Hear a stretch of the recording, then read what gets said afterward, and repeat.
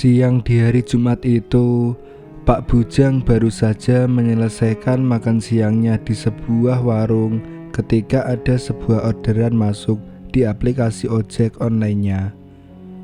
Setelah dicek, ternyata orderan dari seseorang yang minta diantar ke tempat tujuan. Pak Bujang melihat peta yang ditunjukkan di HP-nya, lokasi penjemputan dan tujuan. Pak Bujang tahu persis daerah tersebut. Setelah membayar, beliau buru-buru segera menjemput calon penumpangnya tersebut. Hari ini tak begitu banyak yang order, sama seperti hari-hari kemarin. Semenjak pandemi ini, orderan memang berkurang drastis. Makanya, begitu ada orderan masuk, Pak Bujang lumayan semangat. Sesaat dia tatap langit di siang hari itu. Pukul 2 siang, tapi awan gelap dan tebal menggantung di situ, membuat hari terkesan akan menjelang malam. Pak Bujang mulai menyisiri jalan sambil berpatokan dengan arah yang ditunjukkan peta di HP-nya.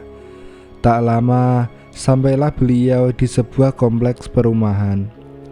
Kompleks perumahan yang sepertinya baru sedang dibangun, dengan jalan yang masih berupa tanah kuning. Rumah-rumahnya masih sedikit, ada yang sudah jadi dan banyak juga yang baru setengah jadi. Sepertinya belum begitu ramai ditempati karena situasinya sepi dan lenggang sekali.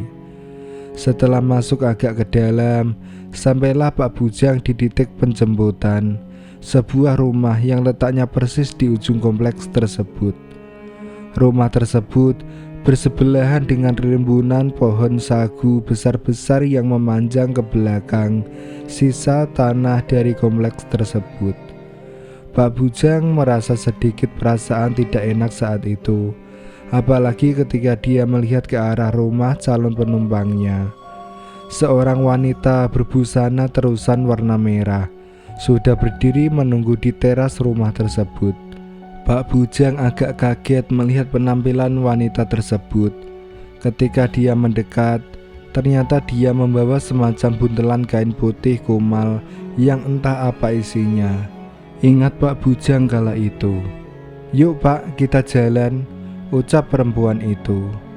Dengan suara yang terdengar janggal, Pak Bujang menghidupkan motor metiknya, tapi tetap diam, mulai merasa keanehan. "Dadah," Pak Bujang sontak menoleh ke arah suara itu. Seingat Pak Bujang, di teras tadi cuma ada wanita penumpang tadi. Sekarang di situ tahu-tahu sudah ada 2 orang anak kecil dengan kepala gundul dan telanjang dada, sambil dadah-dadah kepada Pak Bujang. "Oh, mungkin anak-anaknya ibu ini," pikir beliau. 2 bocah gundul itu tetap melambai-lambaikan tangan mereka dengan gerakan aneh dan sambil tertawa-tertawa janggal. Wanita itu melambai juga kepada mereka dan tertawa kecil, tapi Pak Bujang sempat mendengar kalau tawanya pun tak kalah aneh. Untuk terakhir kalinya Pak Bujang menoleh ke teras tempat 2 bocah tadi. Tepat di belakang mereka berdiri seorang pria juga sambil bertelanjang dada, dengan rambut awut-awutan, berkulit gelap dan postur tubuhnya agak tinggi. Ingat Pak Bujang saat itu. Mungkin dia bapaknya anak-anak itu, batin Pak Bujang. Tetapi perasaannya makin gelisah. Tahu-tahu muncul aja tuh orang, pikir beliau. Sosok tersebut diam tanpa reaksi apapun. Wajahnya tertutup rambutnya yang lebar, sehingga Pak Bujang tak bisa melihat jelas seperti apa rupa lelaki aneh itu. "Ayo Pak, nanti hujan," bisik perempuan itu tetap dengan suara anehnya. Seolah terhipnotis, tangan Pak Bujang segera memegang ke arah stang motornya, sehingga mereka pun berlalu.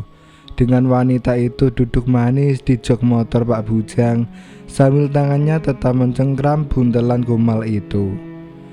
Dan dari arah yang mulai menjauh dari rumah itu, Pak Bujang masih dapat mendengar suara tawa dari 2 bocah janggal tadi. Langit semakin gelap siang itu. Pak Bujang masih kukuh untuk segera mengantarkan penumpangnya sampai ke tujuan, walau dengan hati penuh perasaan aneh. Ya, aneh. Nggak tahu pikiranku kacau saat itu, kilah beliau. Pak Bujang memacu motornya dengan pikiran kosong, tapi sesuatu di hati masih memaksanya untuk tetap dapat berpikir sehat. Dan Pak Bujang mulai merasakan keanehan tersebut. Setahu Pak Bujang, berdasarkan arah yang ditunjukkan aplikasi, jarak yang ditempuh ke tujuan seharusnya tidak perlu memakan waktu yang lama.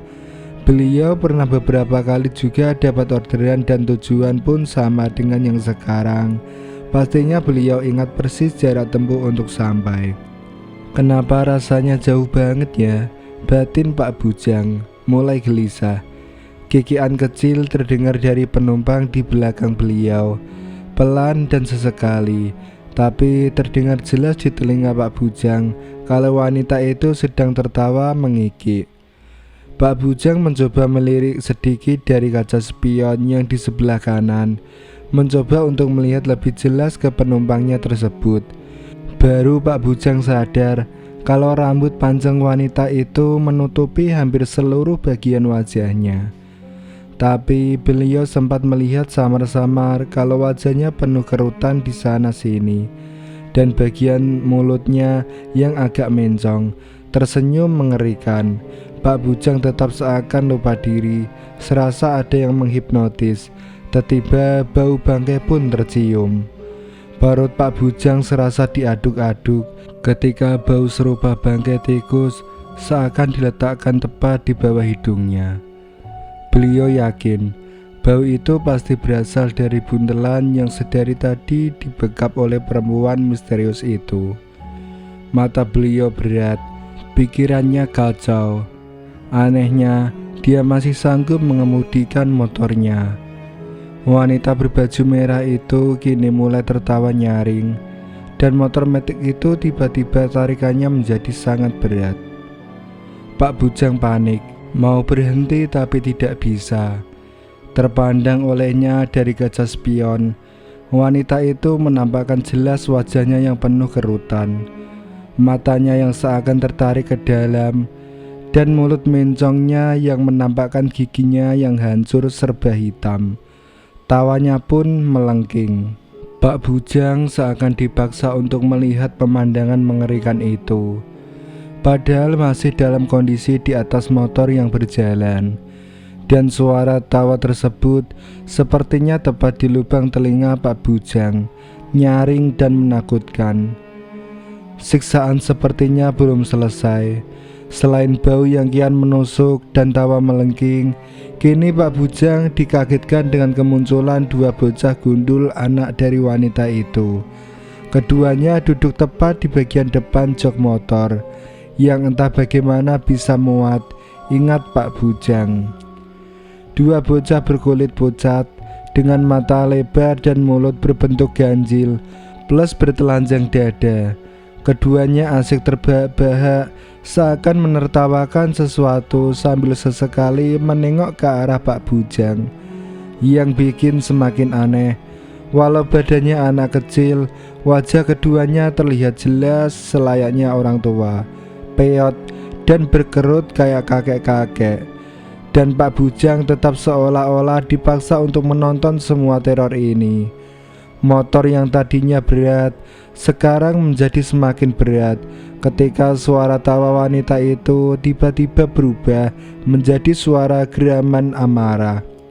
Pak Bujang tak sempat berpikir tentang munculnya suara aneh yang lain itu, ketika saat itu juga sepasang lengan berukuran besar berwarna hitam pekat dengan kuku panjang nan runcing mendekap tubuh beliau tepat dari belakang.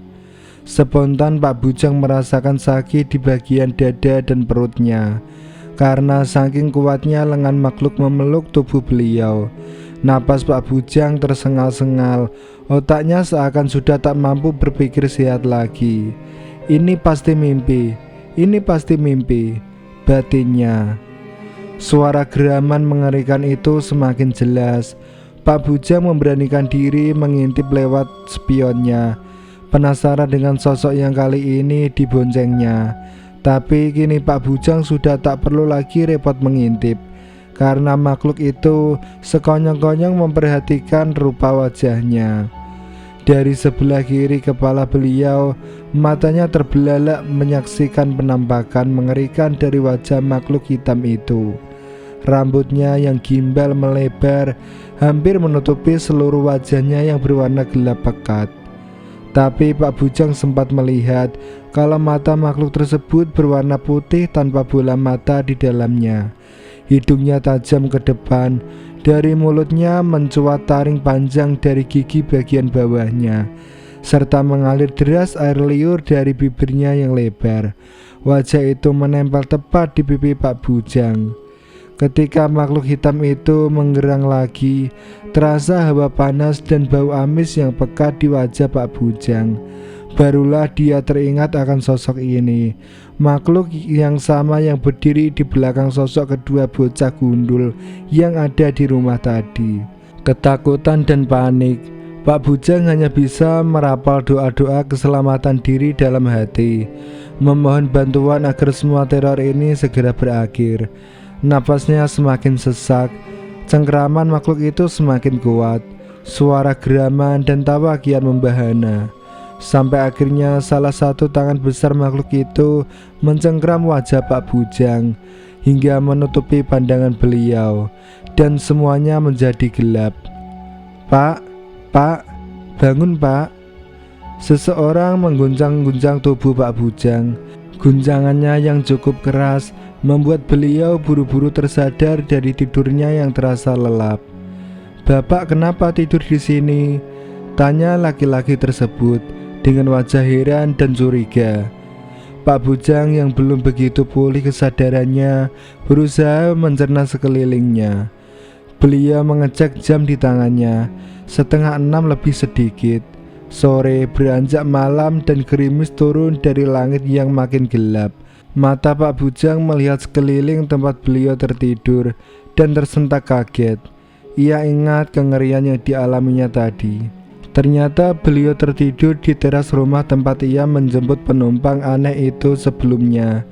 Dan kepada pria itu, Pak Bujang pun menceritakan semua teror mengerikan tersebut. Rumah ini memang kosong Pak. Sejak dari dibangun sampai sekarang, belum ada orang yang ngisi, ucap orang itu, yang ternyata penjaga kompleks.